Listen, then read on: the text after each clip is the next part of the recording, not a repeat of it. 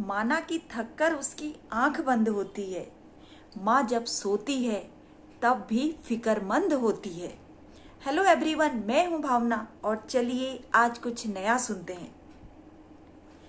माँ से बड़ा कोई धर्म नहीं, माँ के बराबर कोई टीचर नहीं, माँ के बराबर कोई प्यार करने वाला नहीं। जिसका इस जहां में कोई अंत नहीं, वो माँ है। लेकर आई हूँ आपके लिए खूबसूरत सी कहानी माँ बेटे की। माँ ने बच्चे को बड़ा करने में, पढ़ाने लिखाने में अपना सब कुछ लगा दिया। क्या उसका बेटा उस माँ के लिए कुछ कर पाया? माँ ने पत्थर पे चल के, कंकड़ पे चल के अपने बच्चे को नौकरी तक पहुंचाया। क्या वो बच्चा अपनी माँ के लिए कुछ कर पाया? चलिए सुनते हैं अपनी इस छोटी सी कहानी में। शाम का मौसम था, बड़ा सुहावना मौसम था। सभी लोग अपनी दुकानें बंद करके घर की ओर जा रहे थे।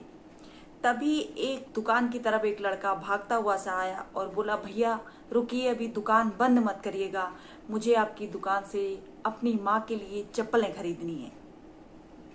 तो दुकानदार को उस लड़के की भाषा कुछ गांव की लगी। बोले, मैं घर की तरफ जा रहा हूँ, सभी लोग अपनी दुकानें बंद करके घर की ओर जा रहे हैं, अब कल आ जाना। तो उस लड़के ने कहा, नहीं भैया प्लीज, मुझे आज ही चप्पल खरीदनी है अपनी माँ के लिए। तो दुकानदार ने कहा, ठीक है। दुकानदार ने उस लड़के को अंदर बुलाया और उसे चप्पल दिखाने लगा और बोला, अपनी माँ की चप्पल का नाप बताइए। तो उस लड़के ने अपना वॉलेट निकाला और उसमें से एक कागज दिया जिस पर उसकी माँ के पैर छपे हुए थे। तो दुकानदार ने कहा, ये क्या है, चप्पल का नाप आपके पास नहीं है? तो उस लड़के ने दुकानदार से कहा कि भैया, आज तक मेरी माँ ने कभी चप्पल नहीं पहने। मुझे पढ़ाने के लिए वो कांटों में चली, झाड़ियों पे चली, पत्थरों पे चली, कंकड़ों पे चली, लेकिन मुझे उसने जूते पहनाए। मेरी पढ़ाई के लिए उसने पैसा इकट्ठा करा, लेकिन अपने लिए उसने कभी भी चप्पल नहीं बनवाई।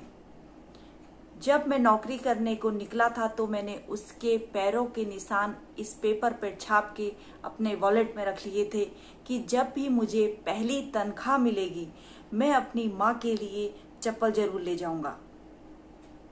तो दुकानदार उसकी बात सुनकर भावुक हो गया। उसने उस नाप का चप्पल उसको दिखाया और उस लड़के को एक चप्पल पसंद आ गई। तो उसने पूछा, भैया ये कितने की होगी? तो दुकानदार ने कहा, ये चप्पल 500 की है, कुछ ज्यादा तो नहीं? तो उसने कहा, मैं अपनी माँ के लिए यही चप्पल ले जाऊंगा, मुझे ये चप्पल बहुत पसंद आई है। तो उस दुकानदार ने पूछ लिया, तुम कितना कमाते हो? तो उस लड़के ने कहा, मैं 5,000 रुपया कमाता हूँ और 3,000 रुपया मेरा खर्चा हो जाता है, 2,000 रुपये मुझे बचे हैं, जिसमें से वो सारे पैसे मेरी माँ के हैं। तो दुकानदार को उसकी बात अच्छी लगी। उसने अपनी पसंद से एक जोड़ी चप्पल और निकाले, उस लड़के को दिए। लड़के ने कहा, मुझे तो एक ही जोड़ी चप्पल खरीदना है। तो उस दुकानदार ने कहा, एक चप्पल मेरी तरफ से अपनी माँ को दे देना, कहना आपके दूसरे बेटे ने आपके लिए ये चप्पलें भेजी हैं और उनको मेरा प्रणाम भी कहना। वो लड़का चप्पल लेकर जैसे ही बाहर जाने वाला था, दुकानदार ने उसे रोक लिया। बोले, क्या तुम ये चप्पल के निशान मुझे दे सकते हो? लड़के ने कहा, क्यों, क्या करोगे तुम इस चप्पल के निशान का? बोले, अगर आपको इन चप्पल के निशान की जरूरत नहीं है तो ये चप्पल के निशान मुझे दे दो, क्योंकि तुम्हारे पास तो माँ है, तुम उनके चप्पल के निशान दूसरी बार भी ले सकते हो, लेकिन मेरे पास माँ नहीं है ना, मैं अपनी माँ समझकर उन चप्पल के निशान को अपने पास रखना चाहता हूँ। तो लड़के ने वॉलेट से वो चप्पल के निशान वाला पेज निकाला और उसको दुकानदार को दे दिया। और उस लड़के के जाने के बाद दुकानदार ने वो पैर के निशान अपने मंदिर पर रख दिए। उसके जो काम करने वाले नौकर थे वो उसको देख रहे थे, दुकानदार को, और बोले कि साहब आप ये क्या कर रहे हैं? बोले, मैं इन पैरों को मंदिर पे रखूंगा और रोज इनकी पूजा करूंगा।